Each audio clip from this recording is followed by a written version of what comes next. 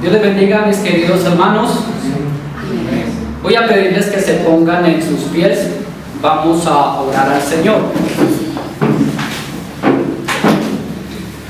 Padre Celestial, en el nombre del Señor Jesucristo, te pido en esta mañana que como siervos bramemos por las corrientes de las aguas. Esto es, Padre amado, que pongas en nuestra alma sed de Cristo, para que bebamos tu palabra de manantial pura, que va a ser predicada en esta mañana, para vida, para salvación. En Cristo Jesús te lo pido. Amén. Tomen por favor asiento, hermanos.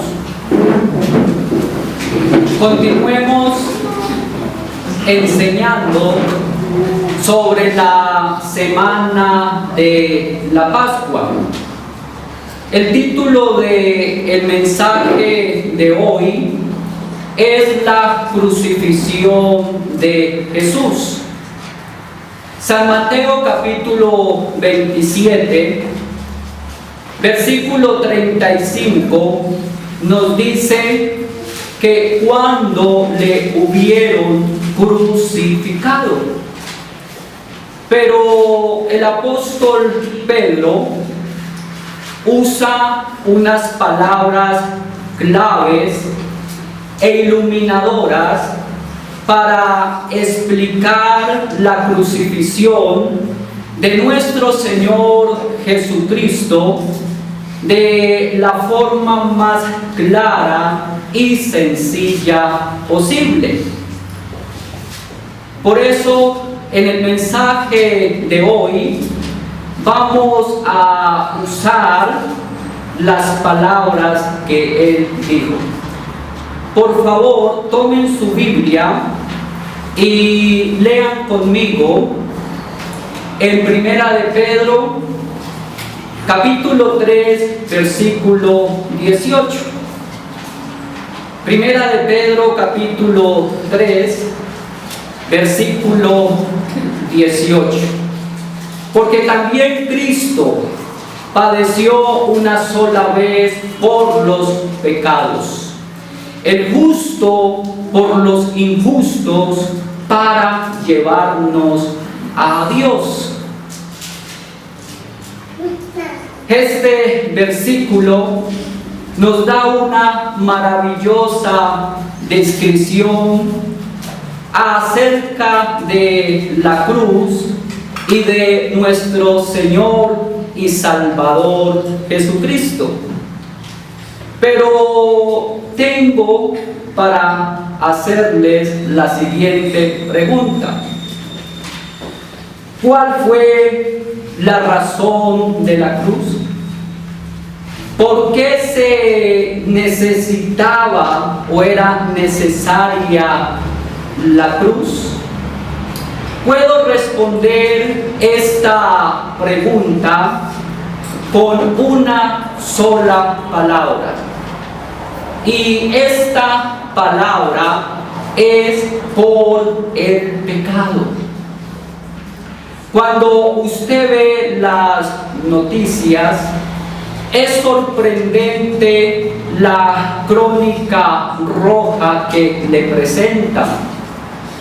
Crímenes, hurtos, violaciones, el aumento desvergonzante de homosexuales y lesbianas, el desastre o escándalo empresarial, político, religioso, secuestros, terrorismo, esclavitud sexual infantil, el abuso contra las mujeres, el genocidio, la discriminación racial, la aberrante pornografía. ¿Qué más podemos decir para añadir a esta lista? A la verdad es que es demasiado larga y devastadora. Pero permítanme decirles que a pesar de estas noticias negativas, nunca se menciona la palabra pecado. ¿Por qué razón? Porque no nos gusta la idea o la realidad del pecado. No lo llamamos por su propio nombre. ¿Sí? Hoy en día es mejor decir de que el hombre está en un estado de enfermedad, pero no que es malvado en sí mismo, de que está en un desequilibrio mental o de demencia, pero no que su entendimiento, razonamiento está oscurecido por su pecado. La mala conducta, dicen, es heredada como víctima de sus padres, pero no que el hombre es malo en sí mismo, que su corazón está depravado. Pero no importa la forma en que se lo digamos al ser humano. El caso es que está pervertido en su naturaleza. La vida es corta, la muerte es segura y el pecado es la maldición. Pablo dice claramente en Romanos 6:23, porque la paga del pecado es muerte, pero Cristo es la cura, mas la dádiva de Dios es vida eterna en Cristo Jesús, Señor nuestro. ¿Dónde está pues la cura? La cura está en la cruz de nuestro Señor Jesucristo. Por favor, escuchen esto. ¿No es maravilloso este versículo de 1 de Pedro 3:18? Claro que sí, claro que sí. Hay suficiente dinamita, ¿sí?, del Evangelio en este versículo para eliminar el pecado, para reconciliarnos con Dios y la confusión de cualquier corazón y dar una esperanza firme y segura. Pero se necesita, ¿sí?, para encender esta dinamita, la chispa de la fe en Jesucristo. Deseo que hoy aprendamos con exactitud cómo Dios perdona el pecado, cómo Dios se hace cargo del pecado. Supongamos de que una persona viene a usted y le da un puñetazo en su nariz, pero luego supongamos de que en un acto de compasión usted le dice a la persona que le golpeó: te perdono.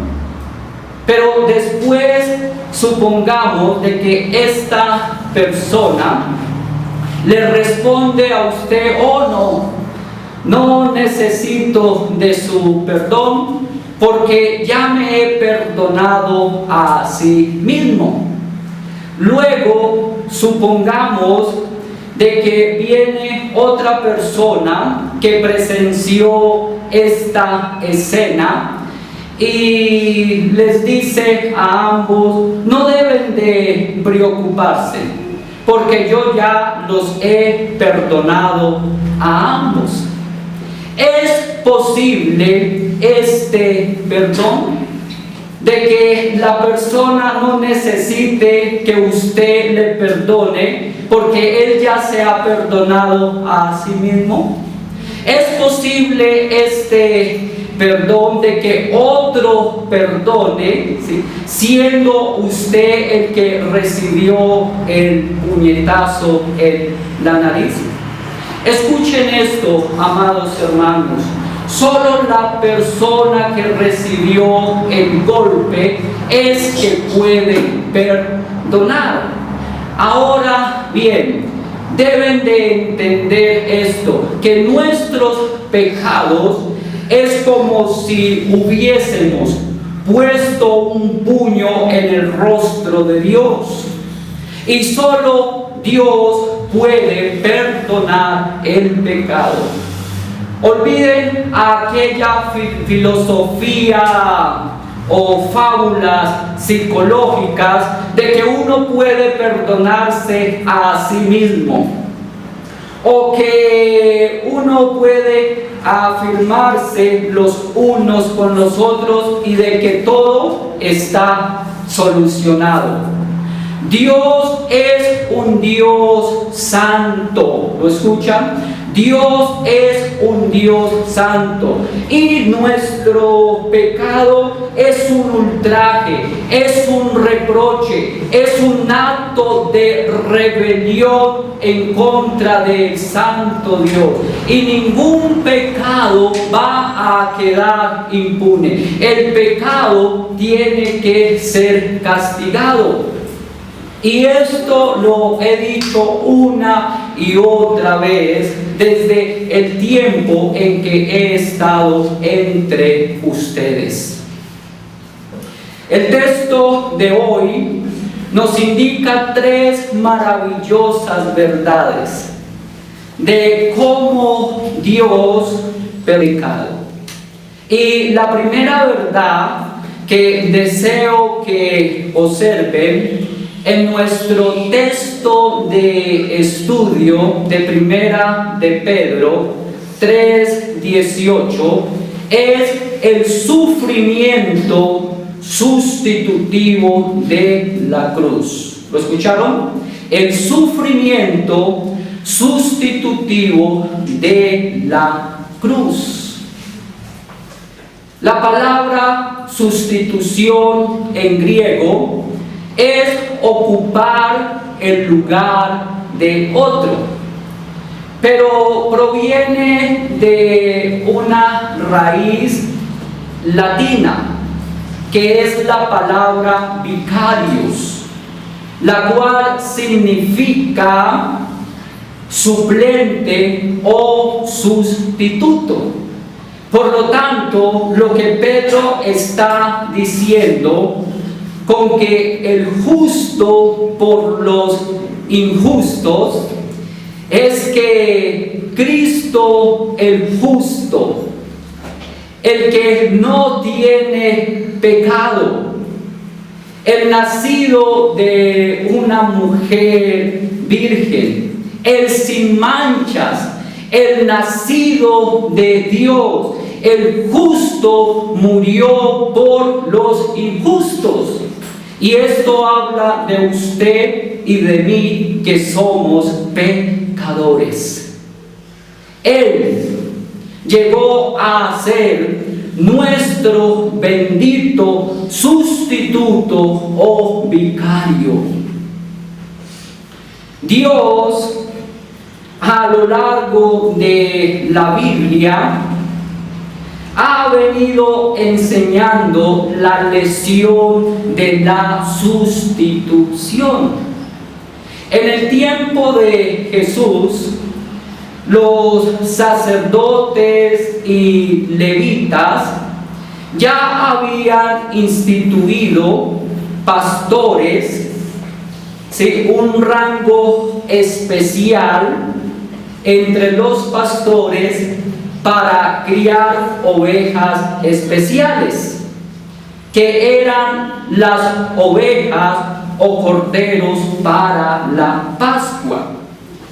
Eran los mejores, los más finos que se criaban en Belén.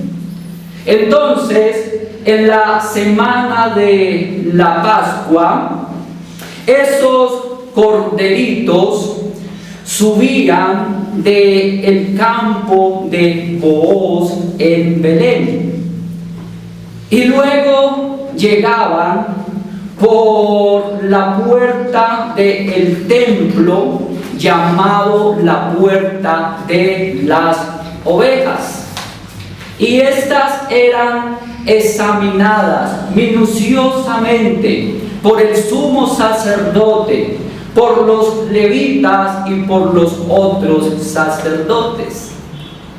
En esa misma semana, del monte de los olivos, cabalgando en un asno, se vio al Hijo de Dios, el Cordero de Dios que subió al monte Moriah, que fue donde Abraham presentó en sacrificio a su hijo Isaac, que no es otro monte sino el mismo monte Calvario, ¿sí?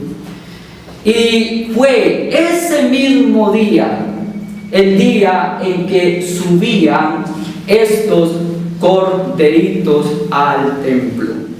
También el Cordero de Dios entró a la ciudad el domingo de Palmos, y ese día hubo el cumplimiento de todas las figuras que Dios había venido mostrando desde mucho tiempo atrás. Luego llegó el día en que el Cordero de la Pascua debía de ser sacrificado. A eso de las 3 de la tarde, los sacerdotes le levantaban la barbilla al corderito y tomaban sus cuchillos afilados y mortales y cortaban la garganta al corderito. En ese mismo momento, en esa misma hora, el Cordero de Dios vertía su sangre real, roja, preciosa como los rubíes, por los pecados de su pueblo. Y Jesús había dicho desde la cruz: consumado es.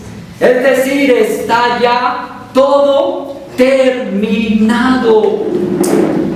En otras palabras, sacerdotes, regresen a sus casas. Levitas, bajen sus cuchillos. Y pastores, su trabajo ya ha terminado. Ya todo está hecho, amén. Ya todo está consumado, aleluya. Porque el Cordero de Dios ya ha derramado su sangre en la cruz del Calvario. No pierdan de vista que el objetivo de la cruz es la sustitución. Y la cruz nos lo ha explicado de la forma más sencilla y clara. Con respecto al sufrimiento corporal del Señor Jesucristo, las Escrituras dicen que fue azotado. Y los romanos eran expertos en el arte de azotar. Ellos ataban las manos de la víctima y la levantaban hasta el punto de quedar en puntillas, ¿sí? Para así aumentar su dolor. La espalda le quedaba lisita como la seda, ¿sí? Como un lienzo para poder dibujar en él la flagelación. El azote que ellos usaban como instrumento era un rejo, ¿sí? Que era un mazo de madera rústico, ¿sí? Con 3 correas de cuero, y al final de las correas de cuero tenía huesos, tenía metal y tenía vidrio, en forma de garfio, ¿sí? Ingeniosamente incrustados, ¿sí? Y usaban a los soldados romanos como verdugos, como azotadores. Y uno de ellos comenzaba por el cuello y iba descendiendo a medida que iba golpeando el cuerpo del reo. Y el otro comenzaba por los tobillos e iba ascendiendo hasta encontrarse con el otro verdugo. Y en equipo estos 2 hombres despellejaban a aquel hombre que se encontraba estirado y parado en puntillas, ¿sí? Se enroscaba el látigo alrededor del cuerpo de la persona y arrancaba un pedazo de carne cada vez que era jalado. Ellos eran expertos en el arte de azotar, y ellos desprendían la carne de tal manera de que los nervios, los músculos quedaran expuestos sin sacar los intestinos, ¿sí? La persona que había sido azotada, después de ser suelta, caía postrada al suelo. Este hombre no salía caminando, sino arrastrándose. Por ello es que la Escritura dice de que Jesús fue llevado, ¿sí?, atado y entregado a Poncio Pilato, ¿sí?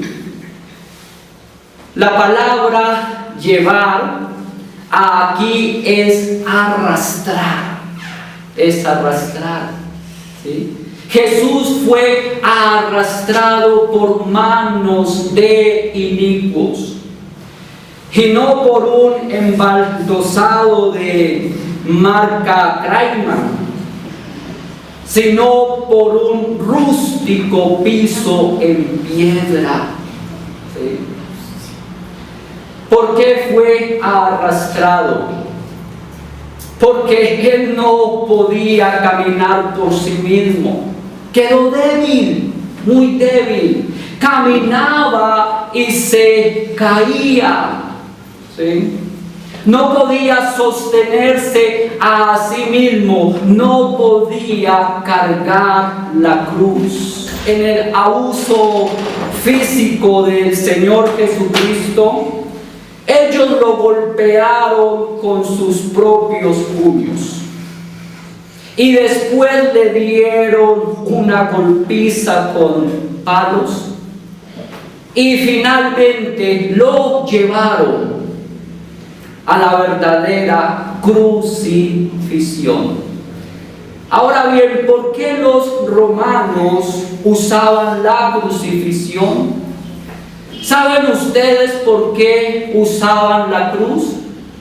Si hablamos de sufrimientos crueles, miren, la crucifixión tenía como fin el ser cruel. La crucifixión tenía como fin el ser inusual. La crucifixión tenía como fin el inspirar terror. Cuando una persona veía la crucifixión, decía: sea lo que sea que ocasione tal castigo, yo no lo haré. Romanos, haré lo que me ordenen, pero no me crucifiquen. De esto se trataba la crucifixión. Producir un gran pavor. Ahora, la palabra excruciatus, ¿sí?, en latín significa salido de la cruz. Y de allá es donde proviene la palabra crucifixión.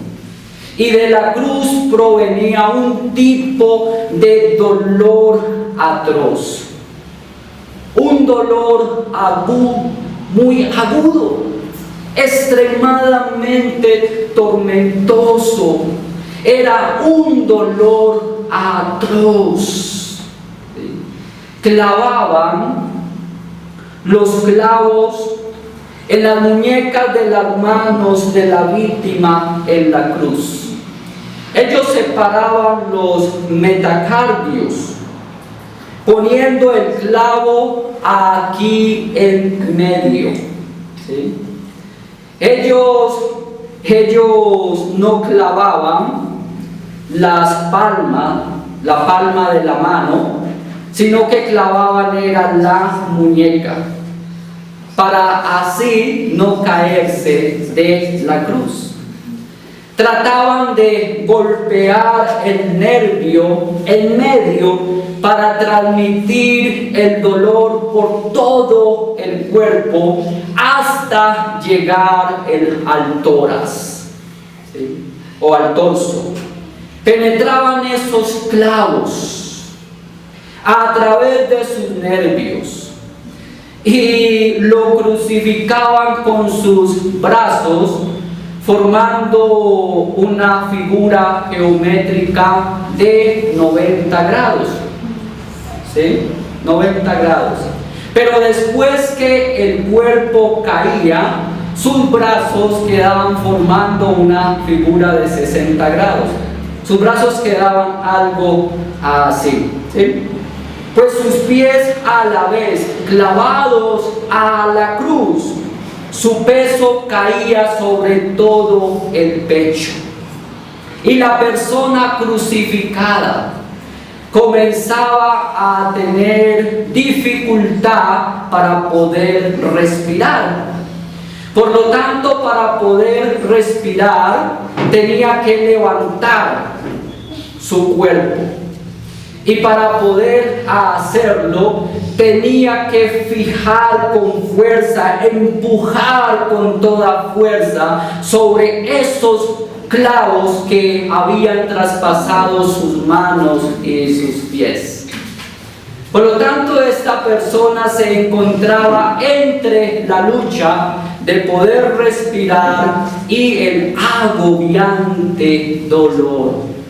Allí nacían las náuseas, los traumas, y había un dolor en cada uno de esos nervios que se convertía en un conducto de tormento. Y aquella persona, aquel individuo pasaba un largo tiempo en esa cruz, hasta que tenía una muerte atroz. El Señor Jesucristo pasó por todos estos tormentos por causa de nuestra rebelión. Miren, está la agonía física de la cruz, pero también está la agonía espiritual o emocional de la cruz, la cual trataremos en un próximo sermón. Pero por el momento tengan en claro de que Jesús llevó nuestros pecados, no sus propios pecados, sino el justo por los injustos. Cristo pagó el pecado, ¿sí? ¿Y cómo fue el precio de ese pago? El Señor Jesús fue desamparado, fue abandonado por el Dios omnipotente. Por eso es que Él exclamó desde la cruz: Dios mío, ¿por qué me has desamparado? Ahora Dios el Padre no solo abandonó a su Hijo en la cruz, sino que también el Señor Jesucristo se convirtió en forma aborrecible hacia su Padre, porque su Padre tuvo que verlo como mira a uno de los pecadores y tratarlo como a un pecador. Por eso dice 2 Corintios 5:21: el que no conoció pecado, por nosotros lo hizo pecado. Es decir, derramó su ira sobre él en función de nuestro sustituto. ¿Comprenden ahora este versículo de Pedro? Cuando dice: porque también él padeció una sola vez por los pecados, el justo por los injustos. Significa que este es el sufrimiento sustitutivo o vicario de la cruz. Pero la segunda verdad que deseo que observen en nuestro texto de estudio, de Primera de Pedro, capítulo 3, versículo 18, es la satisfacción absoluta de la cruz. No solamente es el sufrimiento sustitutivo de la cruz, sino también la satisfacción absoluta de la cruz. Miren por favor el versículo. Pero no quiero que pasen por alto una palabra, porque también Cristo padeció, y esta es la palabra, una sola vez por los pecados.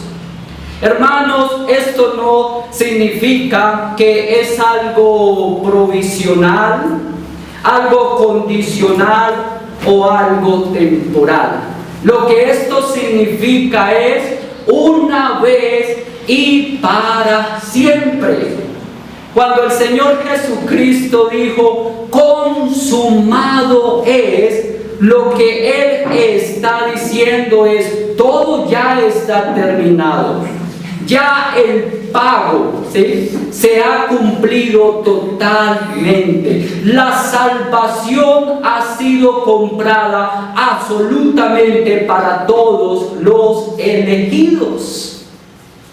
En Roma, cuando un hombre era encerrado en prisión por ser sorprendido en un crimen, es decir, hallado culpable, ellos escribían un certificado de deuda y lo clavaban en la puerta de la cárcel.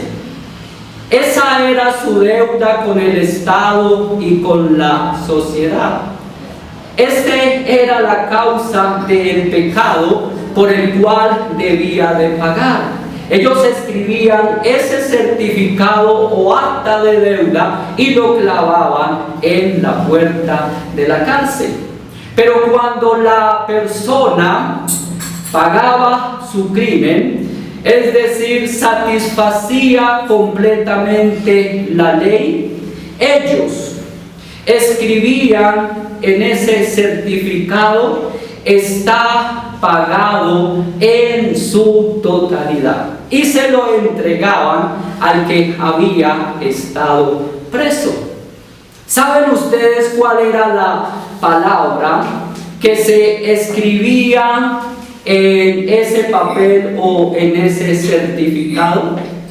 Era la palabra tetelestai. Tetelestai. ¿Saben qué significa? Lo he venido repitiendo en este mensaje. Está ya todo cancelado. Todo se ha terminado.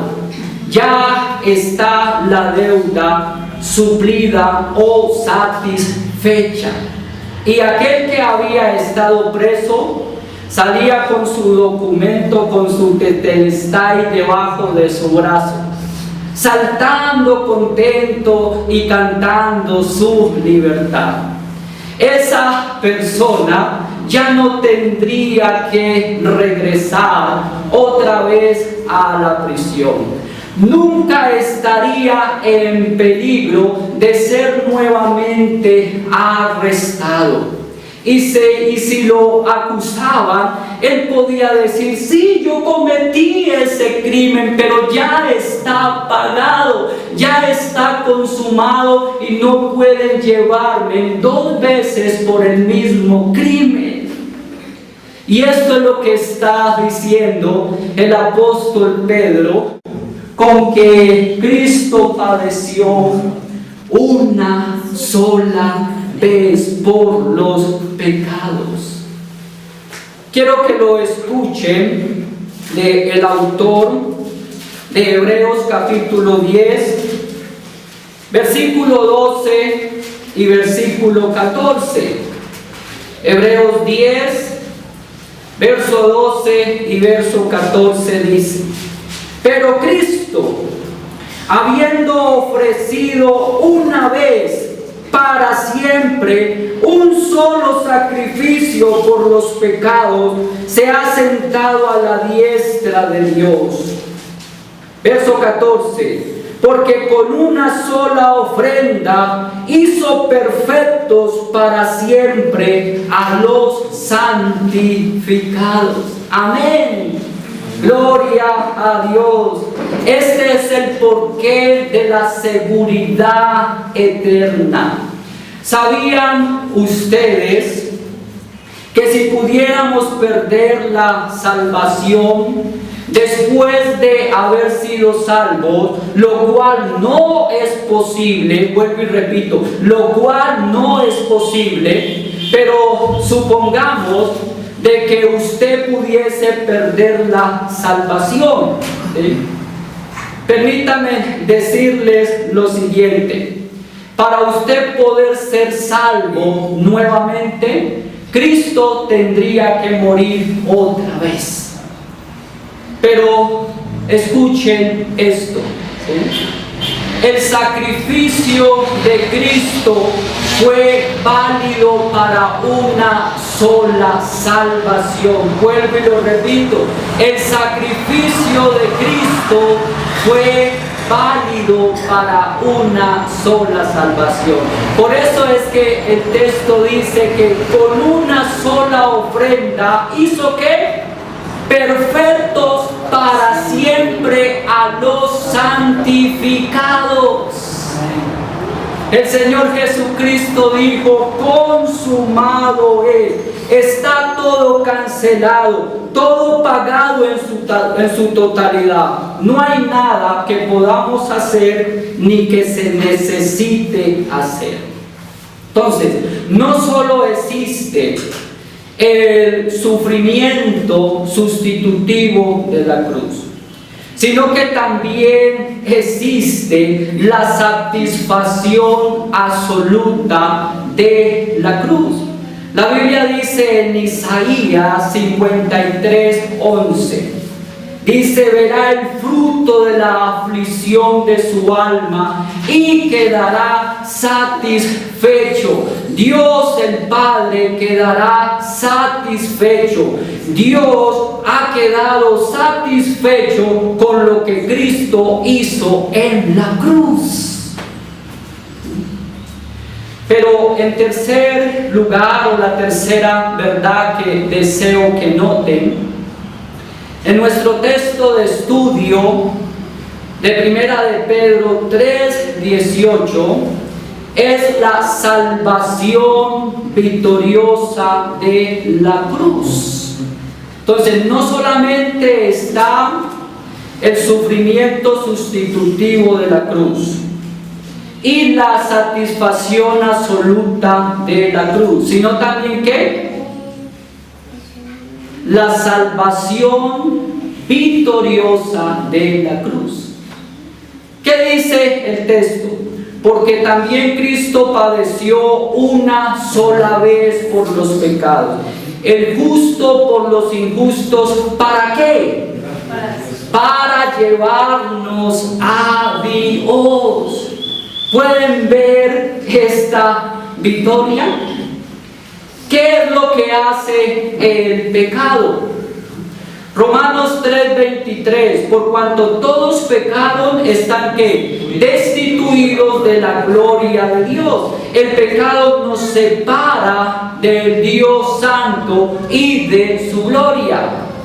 Pero ¿qué hace la cruz? Efesios capítulo 2, versículo 13 y versículo 16 en la parte inicial. Efesios 2, versículo 13 y versículo 16 en la parte inicial dice: pero ahora en Cristo Jesús, vosotros que en otro tiempo estabais lejos, miren, habéis sido hechos cercanos por la sangre de Cristo, y mediante la cruz reconciliar con Dios. El Señor Jesucristo sobre esa cruz tomó a Dios el Padre con una mano y al hombre pecador lo tomó con la otra mano, y mediante la sangre de su cruz reconcilió a Dios con el hombre.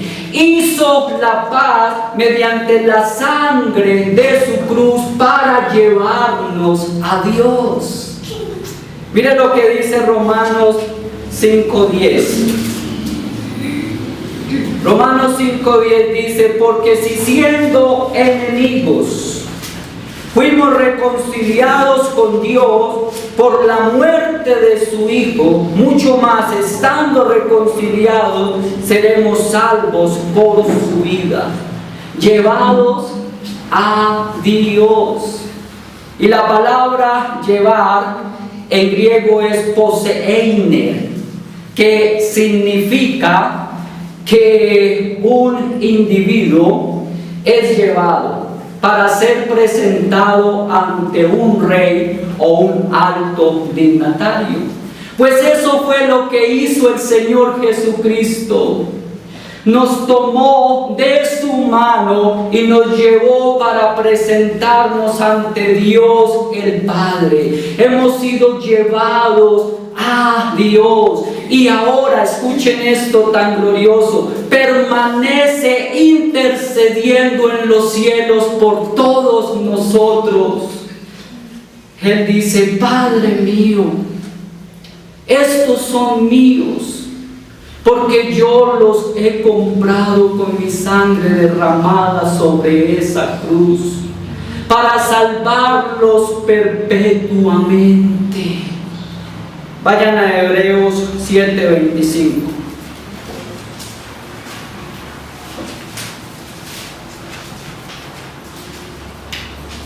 Hebreos 7:25 dice: por lo cual puede también salvar perpetuamente a los que por Él se acercan a Dios, viviendo siempre para interceder por ellos. No sé si estas palabras lo animen a usted en su vida espiritual, porque a mí sí me anima. El rey David tuvo un hijo llamado Absalón, y Absalón se rebeló contra su padre. Y en el reino había una mujer que bajo la autoridad de Joab, general del ejército de Israel, ella le dice: Rey David, usted tiene que hacer algo para reconciliarse con su hijo. Usted debe de atraerlo a él. Por el momento David no lo hizo. Y la mujer le insistió diciéndole: Rey David, usted no está actuando como Dios manda. Miren, amados hermanos, subrayen estos versículos en su Biblia, porque son preciosos, realmente son preciosos. Y está en 2 de Samuel, capítulo 14, versículo 13, 14 y 21. 2 de Samuel 14, verso 13, verso 14 y verso 21. Y estas fueron las palabras que le dijo esta mujer a David. Dice: entonces la mujer dijo: ¿por qué pues has pensado tú cosa semejante contra el pueblo de Dios? ¿Por qué ha hablado el rey esta palabra? Se hace culpable él mismo por cuanto el rey no hace volver a su desterrado. Porque de cierto morimos y somos como aguas derramadas por tierra, que no pueden volverse a recogerse. Ni Dios quita la vida, sino que provee medios para no alejar de sí al desterrado. Entonces el rey dijo a Joab: he aquí yo hago esto, ve y haz volver al joven Absalón. ¿No es este un pasaje evangelístico del Antiguo Testamento? ¿No es este un pasaje evangelístico del Antiguo Testamento? Claro que sí. Somos como agua derramada por el suelo. Pero ni Dios quita la vida, sino que provee medios para no alejar de sí al desterrado. Dios tiene un medio para atraernos a Él. A todos aquellos que hemos sido desterrados por causa del pecado del paraíso y de la presencia de su gloria.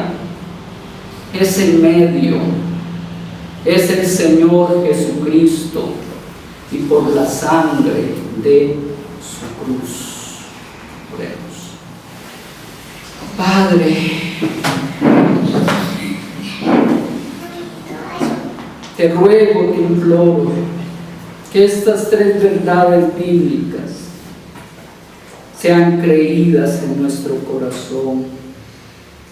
Que los sufrimientos de tu Hijo Jesús,